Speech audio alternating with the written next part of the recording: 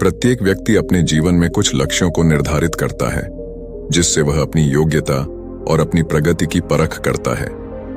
यदि लक्ष्य हासिल नहीं होते हैं तो वह अपनी कमियों को देखता है, उसमें सुधार करता है और फिर उन लक्ष्यों को हासिल करने की कोशिश करता है। कई लोग अपने लिए लक्ष्यों को निर्धारित करते हैं और उसको पाने के लिए रणनीति भी बनाते हैं, लेकिन वे असफल होते हैं।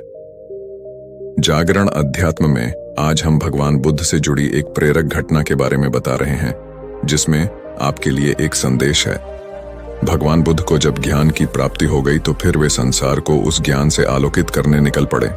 भगवान बुद्ध किसी गांव में जीवन के विभिन्न आयामों पर प्रतिदिन व्याख्यान देते।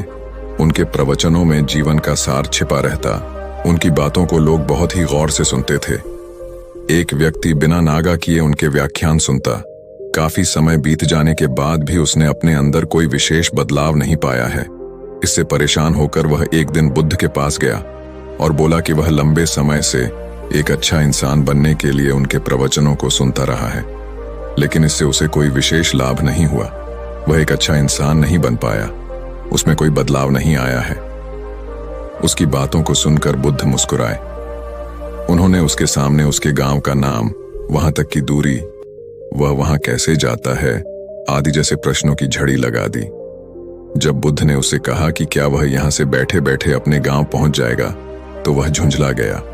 उसने कहा कि ऐसा तो बिल्कुल भी संभव नहीं, उसे वहां तक पहुंचने के लिए पैदल चलकर जाना ही होगा। इस पर भगवान बुद्ध ने कहा कि अब आपको अपने प्रश्न का उत्तर मिल गया होगा। यदि आपको अपने गांव का रास्ता पता है, लेकिन इस जानकारी को व्यवहार में लाए बिना वहां नहीं पहुंचा जा सकता है, उसी प्रकार यदि आपके पास ज्ञान है और आप इसको अपने जीवन में अमल में लाए बिना एक बढ़िया इंसान नहीं बन सकते। ज्ञान को अपने व्यवहार में लाना आवश्यक है। इसके लिए आपको दृढ़ निश्चय के साथ निरंतर प्रयास करना होगा।